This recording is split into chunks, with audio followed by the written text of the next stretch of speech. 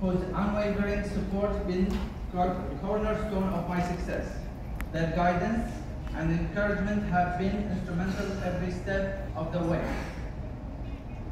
And lastly, I invite you the audience to engage with me, whether it's about a question about my experience, discussion of business strategy, or potential collaboration.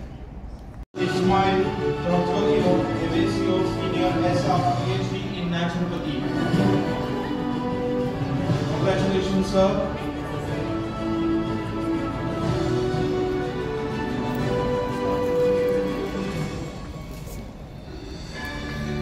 Round of applause for the achievements.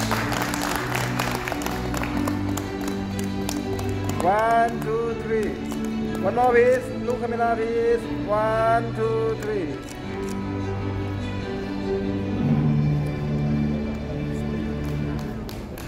Congratulations, sir. Next, I call upon Gladys Custolio Martinez in PhD in Naturopathy.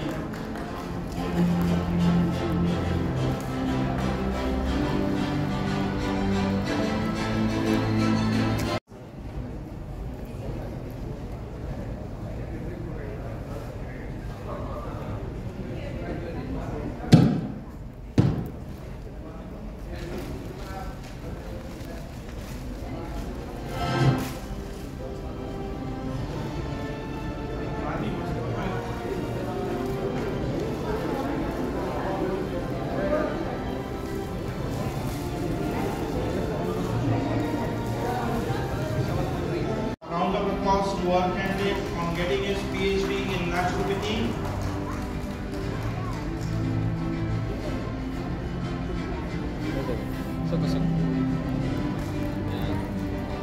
Next, I call upon Mary Elian Gailon Victas for PhD Diyan ako in magaling. Naturopathy.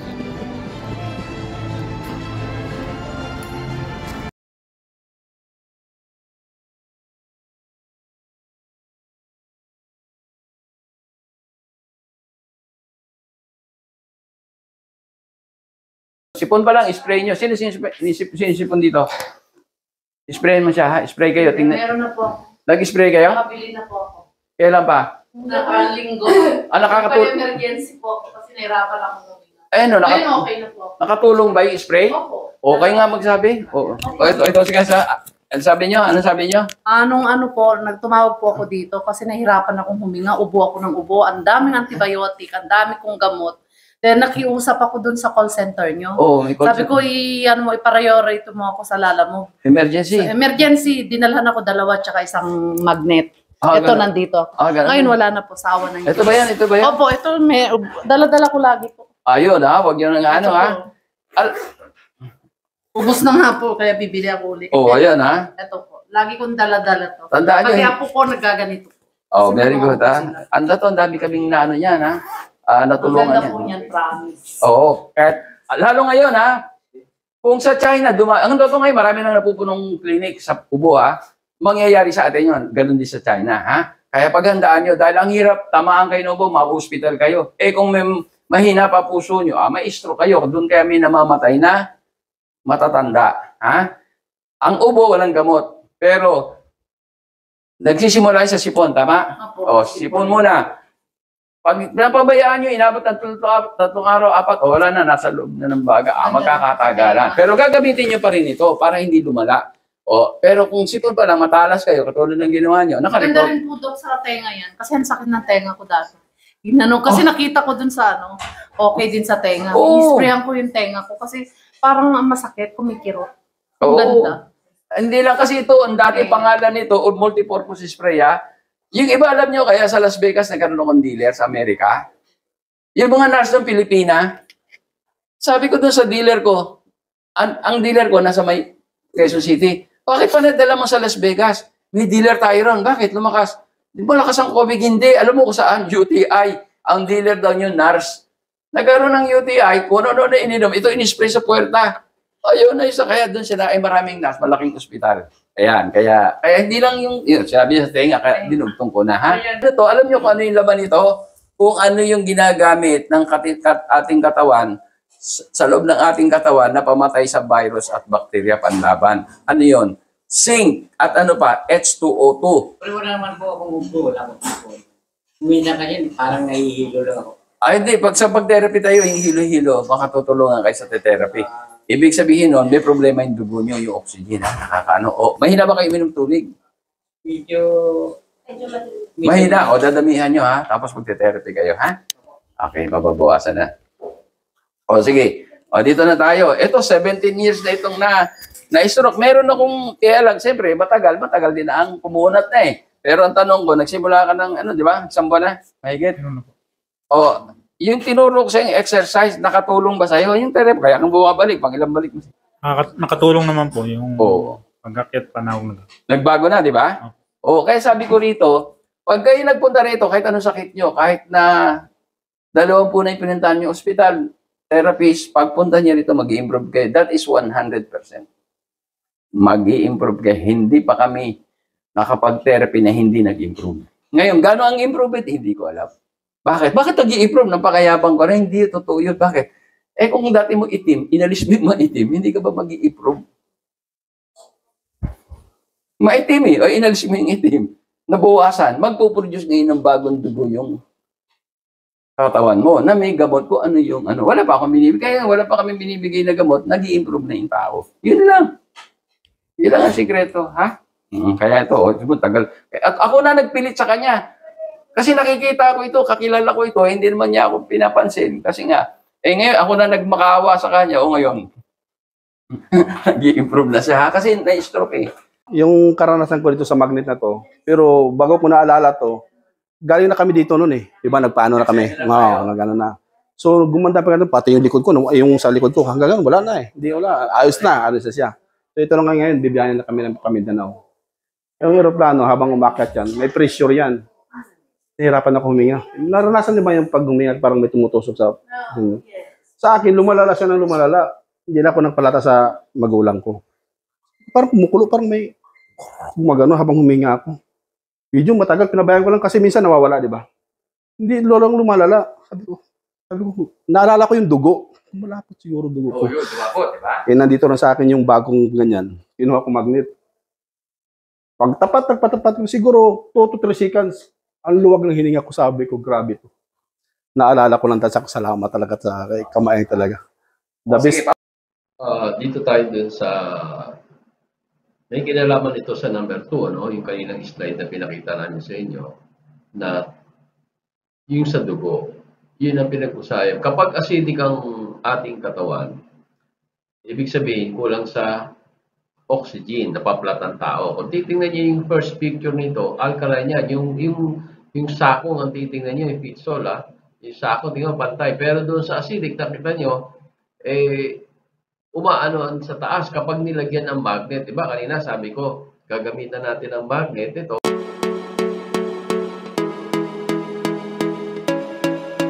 Calibrated magnet ito ha.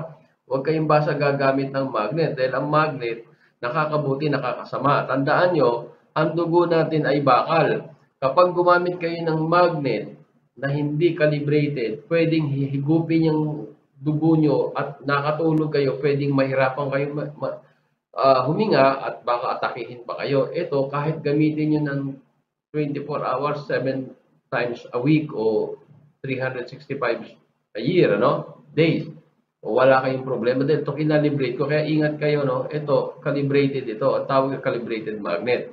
Pag ito acidic kayo, inilagay nyo sa katawan nyo rin, nilagay mo rito, alkaline ka, hindi liliit yung sakong mo, di magpa. Pero pag nilipat mo rito at nilagay mo acidic ito, lalo masakit ang ulo, makita nyo, magbabago. Kung titingnan nyo yung first picture, alkaline yan. Yung second, acidic, medyo tumataas na. Pero yung kondisyon, ang kadalasan, wala pang sakit dyan. Acidic lang. Tandaan nyo, ang tao, 3 taon bago magkasakit, acidic ang 3 taon, more or less, ha? Depende sa katawan ng tao. Pero pag yan na inabot na ng 3 taon na acidic, dumami na ang bakterya.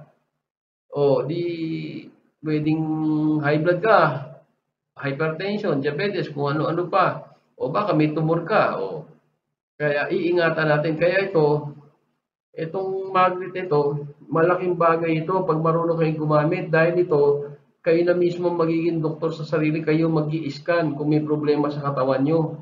Dahil pag ito inalagay nyo kung saan ang acidic ng katawan nyo, ay madidetect, iikli kayo. Kung hindi naman kayo umikli, pantay ang ano nyo, sahong nyo, alkaline yun.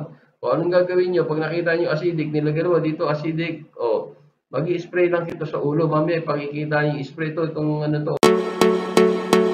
O yung isa naman, nakita nyo, yung second picture, acidic, medyo miikli na yung ano, maatras na yung sakong niya. O wala pang sakit yan. Pero pag may sakit na, katulad ito, may cancer itong paa na to, makita nyo yung number 3rd picture, o ayun, makita nyo, ganun ang ano. Makikita nyo sa mga susunod na slide. Ni-orient ko lang kayo para aware kayo na ganun ang ano. Kasi kayong gusto ko, kayong gagamit ng produkto ko, kayo mismo maging doktor sa sarili nyo, huwag kayong aasa sa akin dahil malayo tayo bago tayo magkita, di ba? Ano yung mukha niya, ha? O, ayan yung ano, may cervical cancer. Ano pangalan mo? Almira Castro. Almira Castro. O, sige, tingnan natin, ha? Ando na yung ano, ha? O, tingnan natin. Ang tao umuurong kapag may sakit, lalo may cancer. Tingnan niyo yung paa. Di ba? Ito, pumasok ito, hinatak ito. Makita nyo? O. Okay, ang gagawin natin, spray natin kung ano may spray. Spray sa ulo, ha? Alisin mo na yung magnet. Okay. Tingnan natin, ha? Kung magre-response yan, ha? Pero pagka nagaganyan ako, umuukay ang pakiramdam ko. Kaya may ganito pa. Importante yan, oo.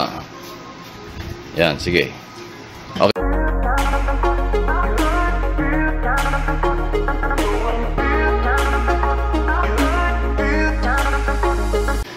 Ayan, ha. Na sprayhan na, tingnan natin. Sige, lagay mo na yung magnet doon sa 1. Okay, lagay mo, ha? Yan, ha. O, tingnan, sandali lang yan, o. O, tingnan natin. Unti-unti, di ba? O, yun. Nagpantay na, di ba? Nangawit lang ako, eh. O. Di ba? O, yun. Yun ang sinasabi ko, ha? Kaya malaking pag-asa.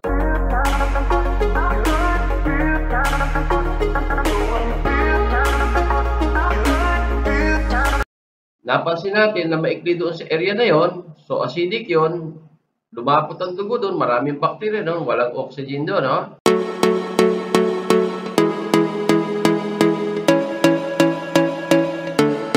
Doon tayong sariling doktora, kaya yung iba, lahat naman tayo may cancer, ang totoo eh, kaya lang maliit lang yung iba, katulad ko, wala naman akong tumor, di maliit pa, kasi nga yung doktor natin gumagana. Ang ginagawa niyan, anytime na nagdidikit-dikit, nag-acidic, malakas ang doktor ko, iwahiwalay niya para dumalo yung dugo, nutrients, oxygen, matanggal yung basura.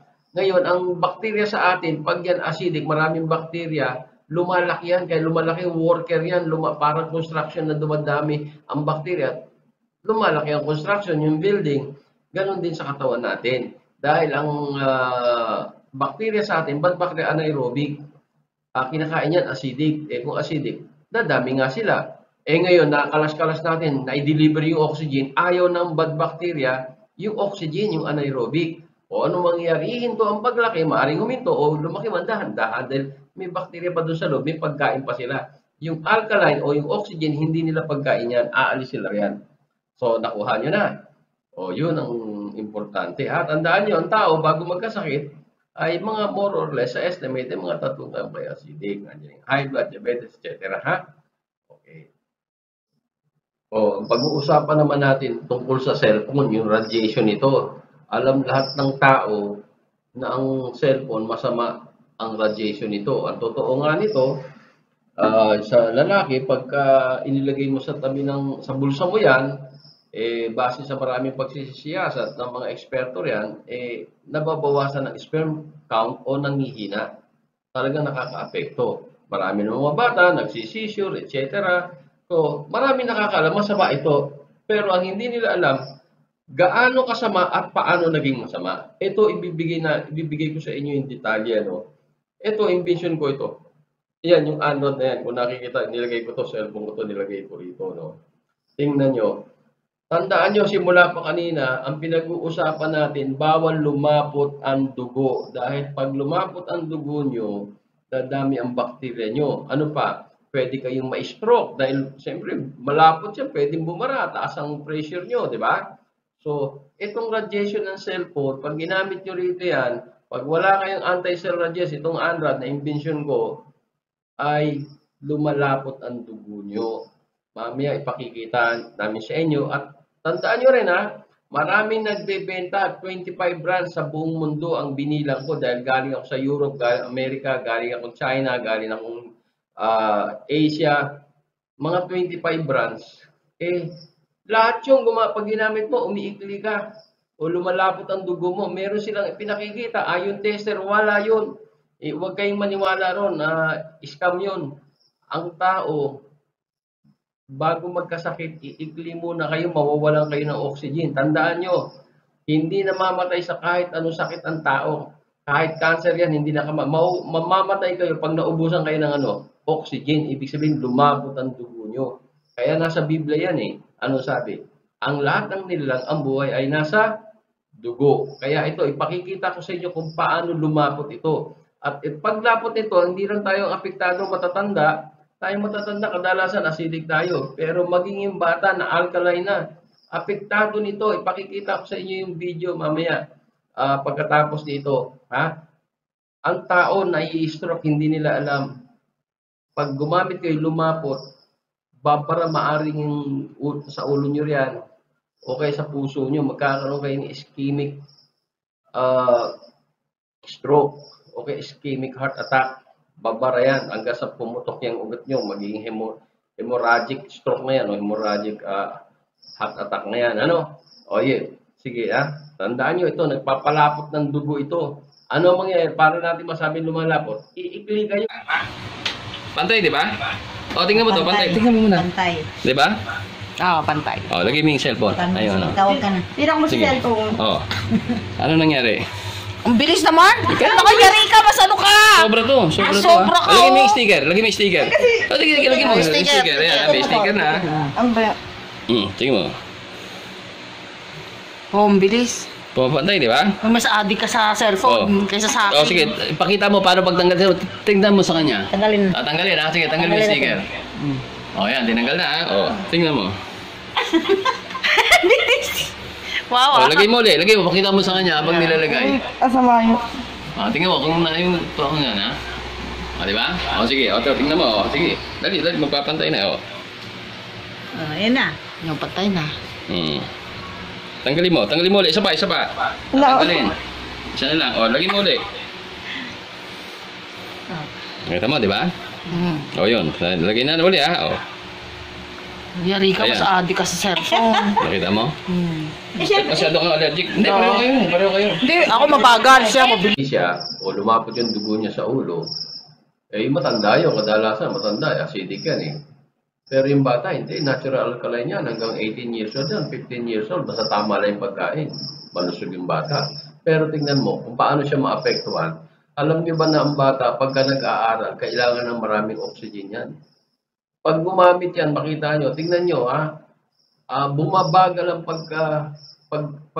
pagkatuto ng na ihirapan matuto ang bata dahil nga kulang sa oxygen dahil gumamit ng cellphone. Bago pumasok sa eskwela, gamit ng cellphone. O nasa eskwelahan, gamit ng cellphone. O magre-review, ganun din. Sayang, mamaya, ipakikita ko sa inyo kung ano ang nasusunod na video na ito. Naman, di ba? Pantay siya, di ba? Pantay, di ba? Gamitin mo. Ito. Ayan. Okay, gamitin mo. Lagay sa tenga. Kunyari nakikipag-usap ka. Lagay mo sa tenga. Lagay mo kunyari nakikipag-usap ka. Lagay sa tenga. Tingnan nyo, ha? Ano nangyari? Relax. Nakita nyo, di ba? Lumiit, Tanggalin mo. Nakita nyo, lumiit, di ba? Tanggalin mo. Bitawan mo dito. Pumantay, di ba? Opo. Gamitin na. Hawakan mo.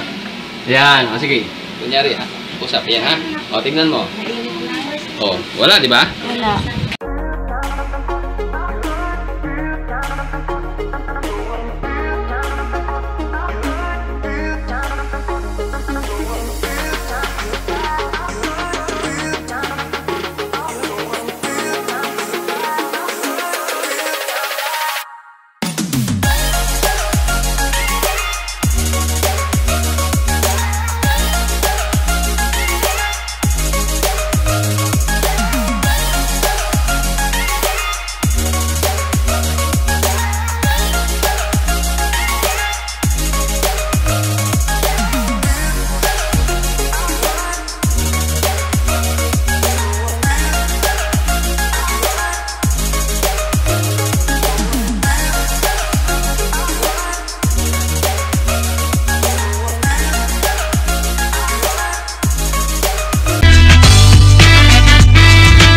Ilang mga natatanging Pinoy sa bansa ginawaran ng pagkilala sa katatapos lang na Bravo Filipino Awards na ginanap sa Manila Hotel. Basta binigyang pagkilala yung Pinoy inventor na si Ismael Aviso Sr. bilang Inventor of the Year at kanyang anak na young entrepreneur na ginawaran ng Excellence in Business. First of all, I'm very thankful na binigyan tayo ng pagkakataon ni Bravo Filipino na maging part of awardee of this year to be Excellence in Business. So I'm very happy na nakasali yung business namin dito. Nagpapasalamat ako maraming. Una sa Diyos, siyempre. Pangalawa, sa mga organizer nito, nakilala nila yan. Lalo-lalo na sa panahon ng pandemic.